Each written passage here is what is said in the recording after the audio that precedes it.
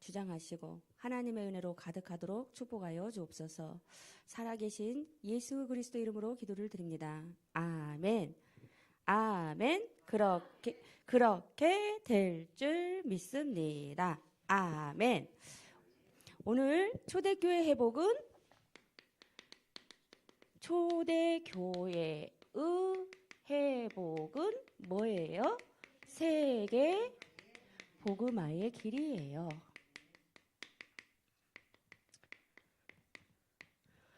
우리 랩런트들이, 우리 친구들이 알아야 할 게 있어요.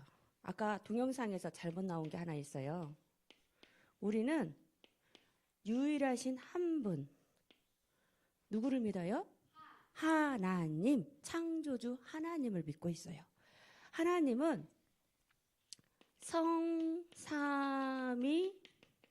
성삼위일체라고 해요. 성삼, 세 가지 직분이 있어요. 어떻게 해요? 성부 하나님, 성자 하나님, 성령 하나님. 성부 하나님은 천지를 창조하시고 창조주 하나님의 사역으로 우리와 함께 하신 하나님.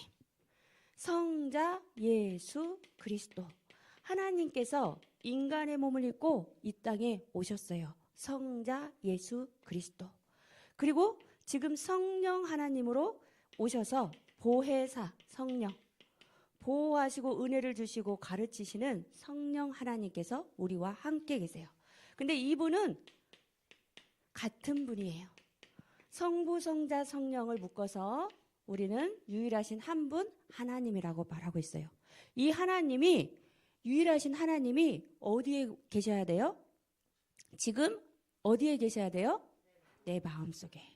우리가 있는 이 아름다운 교회에, 내가 있는 가정에, 이것을 축복을 누리는 게 신앙생활이에요. 하나님의 함께하는 비밀을 누려야 돼요.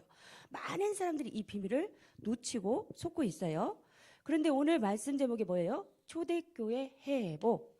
초대교회라는 말은 뭔 말이에요? 초자가 처음 초자예요. 처음 시작된 교회, 최초로 시작된 교회, 초대교회에서 어떤 비밀을 누렸는지 그 비밀 속으로 우리가 돌아가자. 돌아갈 회복할 복, 다시 돌아가자. 그렇게 하면 어떤 일이 일어나요? 세계복음화의 길이 열리는 거예요. 그래서 초대교회처럼 우리가 응답을 받아야 돼요. 이 초대교회가 어떤 응답을 받았어요? 아까 보니까 무슨 비밀을 가지고 있었어요? 갈보리산. 무슨 비밀을 갖고 있었어요? 갈보리산의 비밀을 갖고 있었어요. 예수님이 이 땅에 오셔서 십자가에 피 흘려 죽으시고 모든 걸 이루셨다.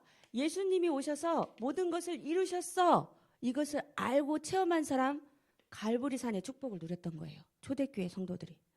감람산의 축복을 누렸어요. 감람산이 뭐예요? 예수님이 십자가에 죽으시고 하나님이란 증거로 다시 어떻게 했어요? 부활하셨어요. 부활하시고 40일 동안 제자들에게 나타나서 무슨 일을 말씀하셨어요? 하나님 나라의 일에 대해서 말씀하셨어요. 그래서 하나님 나라의 일에 대해서 알고 누리고 복음의 비밀을 깨달은 게 감람산 언약이에요.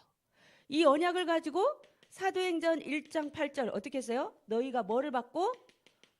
성령의 충만함을 받으면 권능을 받고 너희가 뭐라? 땅끝까지 증인이 되리라 하시니라 말씀하셨어요. 그래서 우리는 예수 그리스도를 알고 복음의 비밀을 누리면서 하나님 나라의 방향을 맞추면 성령 충만 받아서 권능 받고 증인이 되어서 세계복음화의 주역이 될 수 있다고 말씀하고 계세요. 초대교회가 이 비밀을 누렸어요. 초대교회가 보니까 마가의 다락방에 모여서 기도하고 있었어요. 이때 이 한 120여 명의 이 많은 사람들이 모여서 기도하고 있었더라고 했어요. 근데 기도하고 있는데 갑자기 무슨 일이 일어났어요? 불 같은 바람 같은 불의 혀같이 갈라지는 성령의 역사가 일어나서 개개인에게 뭐가 임했더라? 성령이 임했더라.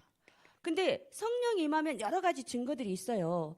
예수님의 말씀을 들으면 마음이 막 감사가 되어지고 믿어지고 깨달아지고 성령이 임했어요. 어떤 사람은 막 뜨겁게 막 어떤 능력이 나타나서 어떤 분이 손을 얹고 기도를 하면 그분이 낫기도 하고 성령의 역사가 여러 가지예요. 성령이 임했어요. 근데 이 당시에 성령이 임하니까 성도들에게 어떤 증거가 일어났어요?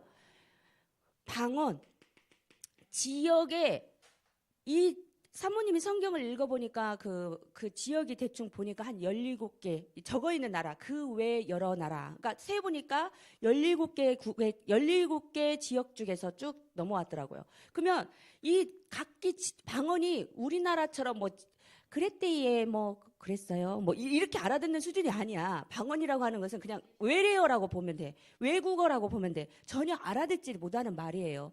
그런데 성령이 임하니까 배우지도 않았는데 딱 어떻게 해요? 각기 여러 나라의 말로 예수가 그리스도임을 말하고 깨달아지고 들려지고 믿어지고 이런 역사가 방언이 터지기 시작한 거예요. 성령이 임하니까.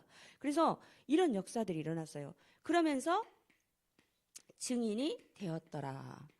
그래서 우리 랩런트들도 응답을 받아야 하는데 어떻게 해요? 정말 복음의 비밀을 누리고 있으면 어떻게 우리 삶에 뭐가 나타난다? 성령의 역사. 일어날 거예요. 이걸 놓고 기도하는 거예요. 근데 먼저 우리 랩런트들이 확인할 게 있어요. 성령 하나님이 지금 내 안에 계시는가? 그거 확인해 봐야 돼요. 사모님도 한 번씩 생각을 해요. 우리가 예수가 그리스도로 오셔서 이 땅의 모든 문제를 해결하셨어.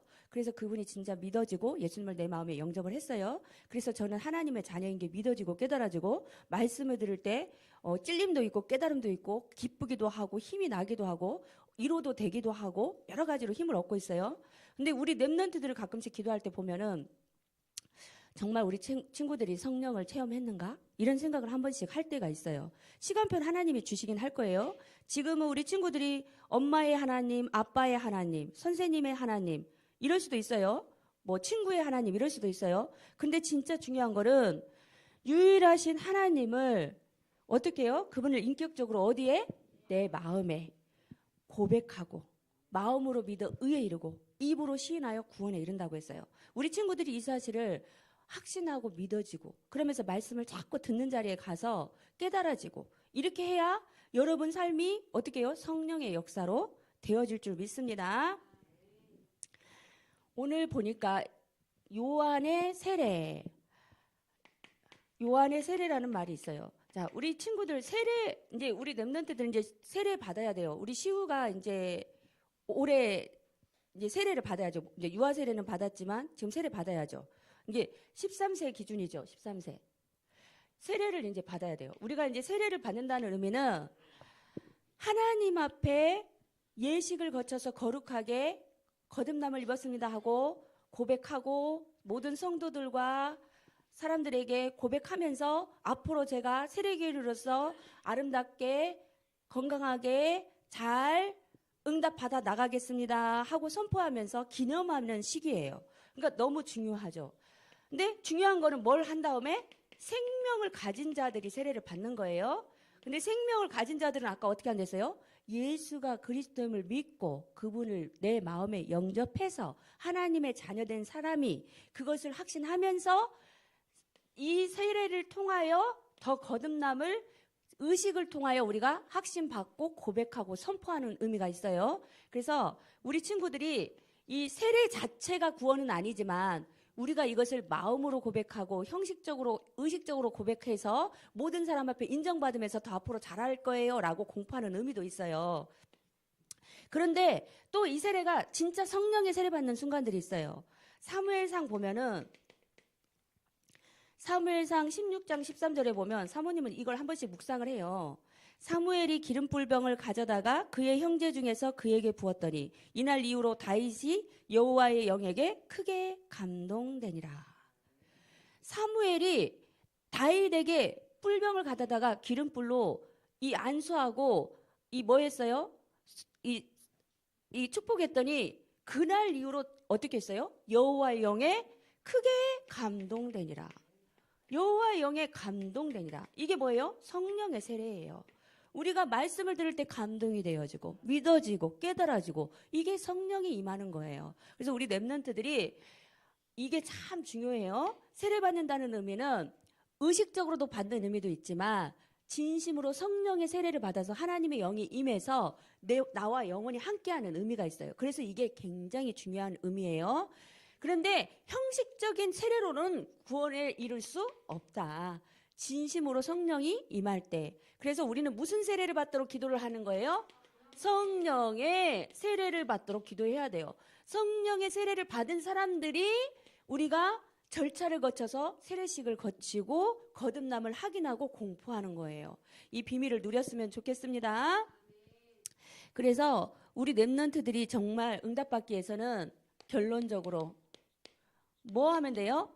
예배 승리하면 돼요. 그리고 말씀을 가지고 뭐 하는 시간이 있어야 돼요? 묵상하는 시간, 기도하는 시간 있어야 돼요.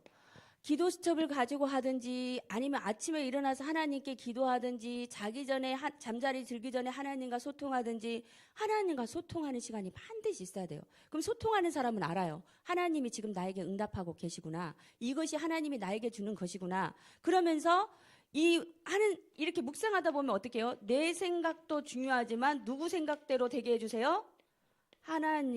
누구대로? 하나님의 뜻대로 되게 해주세요. 내 것도 좋지만 하나님의 것이 더 좋아지기 시작해요. 기도하다 보면. 그리고 말씀을 자꾸 보다 보면 선한 일을 위하여 지으심을 받은 자 하다 보면 생각 속에서 어떻게 해요? 말씀의 흐름이 보이기 시작해요. 아, 하나님이 이 말씀을 가지고 이렇게 응답하길 원하신구나. 말씀의 흐름이 보이기 시작해요.